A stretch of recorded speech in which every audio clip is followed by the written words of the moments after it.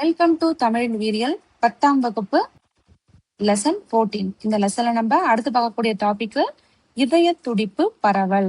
மனித இதயம் மயோஜெனிக் வகையை சார்ந்தது. மயோஜெனிக் அப்படின்னா என்ன அர்த்தம்? அவர் heart is made up of muscle, அதாவது ஸ்பெஷல் டைப் ஆஃப் மசில்னு சொல்றோம். அந்த தசையால உருவானதுனாலதான் அதை நம்ம என்னன்னு சொல்றோம்னா மயோஜெனிக் அப்படின்னு சொல்றோம். இந்த தசையில் காணப்படும் சிறப்பு பகுதியான எஸ்ஏ நோடு, இந்த சைனோ ஏட்ரியல் கணு, இது ரொம்ப ரொம்ப ரொம்ப ஒரு முக்கியமான வேலையை நம்ம இதயத்துக்கு செய்யுது. நம்ம இதயம் சுருங்கி விரிஞ்சு அந்த லப்டப்ங்கிற சவுண்ட ப்ரொடியூஸ் பண்றதே யாருன்னா இந்த சைனோ ஏட்ரியல் கணு தான். ஓகேவா? இது என்ன பண்ணணும்னா இதய துடிப்பை உருவாக்கி அதை கண்ட்ரோல்ல வச்சுக்கிறது யாருன்னா இந்த சைனோ ஏட்ரியல் கணு தான். இதயம் சுருங்குவதை துவங்குகிறது. இது வலது ஏற்றிய சுவரில் உள்ள பெருஞ்செயின் துளையின் அருகில் காணப்படுகிறது.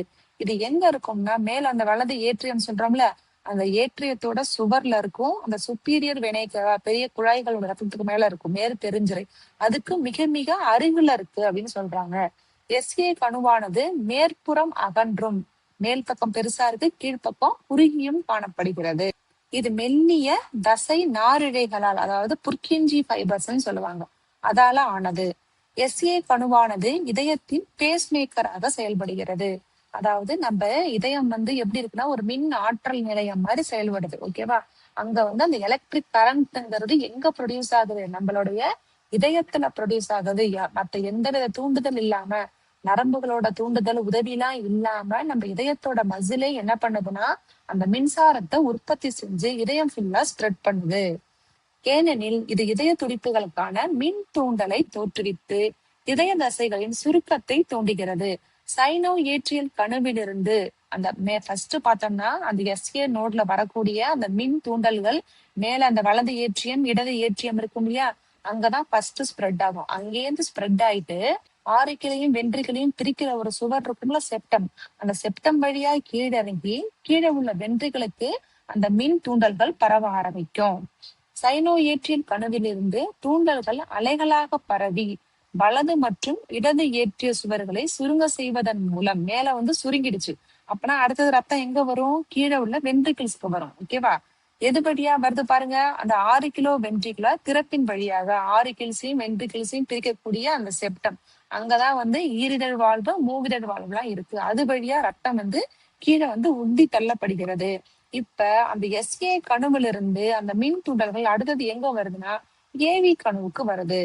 ஏட்ரியோ வென்ட்ரிகுலர் கற்றை மற்றும் புர்கிஞ்சி கற்றைகள் வழியாக வென்ட்ரிக்கிள்களுக்கு மின் தூண்டல் அலைகள் பரவி அவற்றை சுருங்க செய்கிறது. இந்த புர்கிஞ்சி கற்றைகள் இருக்கு இல்லையா, அதாவது இந்த ஏட்ரியோ வென்ட்ரிகுலர் கற்றைக்கு கீழேதான் புர்கிஞ்சி கற்றைகள் இருக்கும். அப்ப அதுல இருந்து கீழே உள்ள இந்த கற்றைகளுக்கு இதயம் ஃபுல்லா அந்த மின் தூண்டல்கள் பரவி இதயத்தை சுருங்க செய்து அந்த ஒளியை எழுப்புது. அடுத்தது இந்த உங்களுக்கு தெரியுமா பாருங்க, ஹிஸ்ங்கிற சயின்டிஸ்ட் 1893 இந்த ஏட்ரியோ வென்ட்ரிகுலர் கற்றைகளை கண்டறிந்தார். அது எங்க இருக்குன்னு நம்ம சொன்னோம், ஆரிக்கிள்ஸையும் வென்ட்ரிகிள்ஸையும் பிரிக்கிற அந்த செப்டம் இருக்குல்ல, நடுக்கோடு, அந்த இடத்துலதான் அந்த தசைகளால் ஆன அந்த வென்ட்ரிகுலர் கற்றைகள் இருக்கு. அதை கண்டுபிடிச்சவரு ஹிஸ். அதனால அவரோட பேரையும் என்ன சொல்றாங்கன்னா ஹிஸ் கற்றை என்று அழைக்கப்படுகிறது. அடுத்தது பாருங்க, நாடி துடிப்பு. நம்ம நாடி துடிப்புங்கிறது எங்க வச்சு பார்ப்போம்? அந்த கையில வாட்சி கட்டுற இடத்துல மணிக்கட்டுல வச்சு பார்ப்போம். அங்க வச்சு பார்க்கும்போது எப்படி அந்த இதயத்தோட துடிப்புகள் நமக்கு தெரியும் அப்படின்னா, நமக்கு இதயத்துல ரத்தம் எது வழியா வெளில வரும்? அந்த தமனிகள் வழியா வெளில வரும். அப்ப தமனிகள் இப்ப எங்க கனெக்ட் ஆயிருக்கு? நம்ம கையில அந்த மணிக்கட்டுல எல்லாம் கனெக்ட் ஆயிருக்கும். இப்ப நம்ம அங்க வச்சு கேட்கும் போது அந்த நாடி துடிப்போட அளவு சரியா இருந்துச்சு அப்படின்னா என்ன அர்த்தம் அப்படின்னா, இதயத்துல இருந்து ரத்தம் கரெக்டா தவணைக்குள்ள அனுப்பப்படுது, உந்தி தள்ளப்படுது அப்படின்னு அர்த்தம். இதய துடிப்பின் போது ரத்தமானது தமணிக்குள் உந்தி தள்ளப்படுகிறது. ரத்தம் ஒவ்வொரு முறையும் தமணிக்குள் உந்தப்படும் போது தமணிகள் என்ன பண்ணுது? விரிவடைகிறது. அப்படி விரிவடைகிறது தான் நாடி துடிப்புன்னு சொல்றோம். இதனை மணிக்கட்டின் அருகில் உள்ள தமணியின் மீது, நமக்கு அப்பங்க தமணிகள் இருக்கு, ஒரு விரல் நுனிய வச்சு லேசா அழுத்தும் போது நமக்கு அந்த சவுண்ட நம்ம உணரலாம். இயல்பான நாடி துடிப்பு எவ்வளவு இருக்கும்னா ஒரு நிமிஷத்துக்கு 70-90 முறைகள் இருக்கும். இப்படி இருந்துச்சுன்னா கரெக்டான அளவுல இதயத்திலிருந்து ரத்தம் வெளில வந்துகிட்டு இருக்கு அப்படின்னு அர்த்தம்.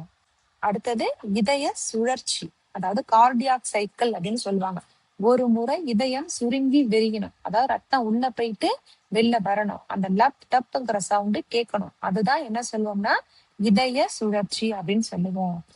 ஓர் இதய துடிப்பு துவங்குவதற்கும் முடிவடைவதற்கும் இடைப்பட்ட வரிசைகரமான நிகழ்வுகள் இதய சுழற்சி எனப்படும். இதய சுழற்சியின் போது ரத்தமானது இதயத்தின் அறைகளுக்குள் குறிப்பிட்ட திசையில் செல்லும். ஏன் குறிப்பிட்ட திசையில செல்லும்? ஏன்னா அங்க எல்லா இடத்துலயுமே வால்வுகள் இருக்கும். வால்வுகள் இருக்கிறதுனால ரத்தம் ஒரு சிங்கிள் டைரக்ஷனை நோக்கி தான் போயிட்டு இருக்கும், பேக் ஃப்ளோல ஆகாது. ஒவ்வொரு இதய சுழற்சியும் நம்மளோட இதயம் ஒரு தடவை சுருங்கி விரிஞ்சி இந்த லேப்டாப்னு சவுண்டு கேட்கறதுக்கு எவ்வளவு நேரம் ஆகுதுன்னா 0.8 வினாடிகள். அதுதான் ஒரு கம்ப்ளீட் சைக்கிள்.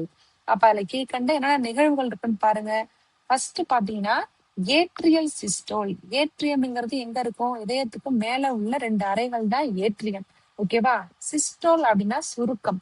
ஃபர்ஸ்ட் பாத்தீங்கன்னா அந்த மேல உள்ள 2 அறைக்குள்ள ரத்தம் நிரம்பும். அந்த 2 அறையும் நிரம்பிடுச்சுன்னா அடுத்து என்ன பண்ணும்னா அந்த ஈரிதழ் மூவிதழ் வாழ்வு இருக்கு இல்லையா, அது ஓப்பன் ஆயிட்டு மேல இருக்க ரத்தம் ஏற்றியத்துக்கிட்ட இருந்து வென்ட்ரிக்கிளுக்கு வர ஆரம்பிச்சிடும். அப்ப மேல ரத்தம் குறைஞ்சிச்சுன்னா அந்த பகுதி என்ன பண்ண ஆரம்பிச்சிரும்? சுருங்க ஆரம்பிச்சிரும். அதான் ஆரிக்கிள் சுருக்கம். அது எவ்வளவு நேரத்துல நடக்குதுன்னா 0.1 வினாடியில நடக்குது. அடுத்தது பாருங்க, மேல உள்ள ரத்தம் அடுத்தது இப்ப கீழே வென்ட்ரிகுலாருக்கு வந்துச்சு. வென்ட்ரிகுலாரும் அடுத்து என்ன பண்ண ஆரம்பிக்குது? சுருங்க போகுது. அப்ப கீழே ரத்தம் நிரம்பினதுக்கு அப்புறம் திரும்ப வென்ட்ரிக்கிள் சுருங்கி ரத்தத்தை என்ன செய்யும்? தமனி வழியா வெளியில நுரையீரலுக்கு புஷ் பண்ணி அனுப்பும். அப்ப வென்ட்ரிகுலார் சுருக்கம் எவ்வளவு நேரத்துல நடக்குது? 0.3 வினாடியில நடக்குது. அடுத்து பாருங்க, இப்ப ஆரிக்கிள் சுருக்கம் முடிஞ்சிச்சு, அடுத்து வென்ட்ரிக்கிள் சுருக்கம் முடிஞ்சிச்சு. அதுக்கப்புறம் வென்ட்ரிக்கிள் என்ன பண்ணணும்? விரிவடையணும். வென்ட்ரிக்கிள் விரிவடைஞ்சாதான் கீழே உள்ள ரத்தம் தமனிகள் வழியா வெளில வரும். அப்ப இங்க இந்த வென்ட்ரிகுலர் டயஸ்டோல், டயஸ்டோல்னா விரிவடைதல். யாரு விரிவடைகிறா? வென்ட்ரிக்கிள் விரிவடைதல். அது எவ்வளவு நேரம் எடுத்துக்குது விரிவடைய? 0.4 வினாடி. கொஞ்சம் ரிலாக்ஸா அது என்ன பண்ணுது? விரிவடையுது. அடுத்தது இதய ஒலிகள். இப்ப இந்த இதய ஒலிகள் எப்படி கேக்குது பாருங்க. இதய ஒலியானது இதய வால்வுகள் சீரான முறையில் திறந்து மூடுவதால் நமக்கு 3 வால்வுகள் இருக்கு. அதாவது ஈரிதழ் வாழ்வு, மூவிதழ் வாழ்வு, பிறைச்சந்திர வாழ்வு, அரைச்சந்திர வாழ்வுன்னு படிச்சிருக்கோம் இல்லையா, அந்த மாதிரி 3 வாழ்வுகள் இருக்கு. அதுல ஃபர்ஸ்ட் அந்த ஈரிதழ் மூவிதழ் அது மூடுற ஃபர்ஸ்ட் சத்தம் லப்பு, லப்புன்னு மூடிடுது. அதுக்கப்புறம் யார் இருக்கா? அந்த அரைச்சந்திர வாழ்வு இருக்கு இல்லையா, அதுல இருந்து வர சத்தம் தான் டப்பு. ஓகேவா? இப்ப கவனிங்க, முதல் ஒலியான ஃபர்ஸ்ட் ஒலி லப்புன்னு கேக்குது இல்ல, அது நீண்ட நேரம் ஒலிக்கக்கூடிய, நீண்ட நேரம் ரொம்ப எடுத்துக்கூடாதுன்னா ஒரு ஃபிராக்ஷன் ஆஃப் செகண்ட்ஸ் தான். வென்ட்ரிகுலர் சிஸ்டோலின் ஆரம்ப நிலையில் யாரு எந்த 2 வாழ்வும் மூடுது பாருங்க? மூவிதழ் வாழ்வும் ஈரிதழ் வாழ்வும் மூடுது. ஏன்னா மேல இருந்து ரத்தம் இப்ப கீழே இறங்கிடுச்சு. இறங்கின டக்குன்னு அதுக்கு என்ன பண்ணணும்? மூடிக்கணும். இல்லைன்னா கீழே உள்ள ரத்தம் என்ன பண்ணக்கூடாது? மேல போகக்கூடாது. அப்ப அது ரெண்டும் மூடும் போது லப்புங்கிற சத்தம் கேக்குது. இரண்டாவது ஒலியான டப்பு, செகண்ட் ஒலி தான் டப்பு. அது பார்த்தோம்னா ஷார்ட் பீரியட் ஆஃப் டைம்ல நடக்குது. இந்த ஒலி பாத்தீங்கன்னா அரைச்சந்திர வாழ்வுகள் மூடுவதால் ஏற்படுகிறது. அப்ப உள்ள இருக்க வால்வுகள் மூடி திறக்கும் போதுதான் நமக்கு அந்த இதய ஒலியான லேப்டாப் சத்தம் கேட்குது.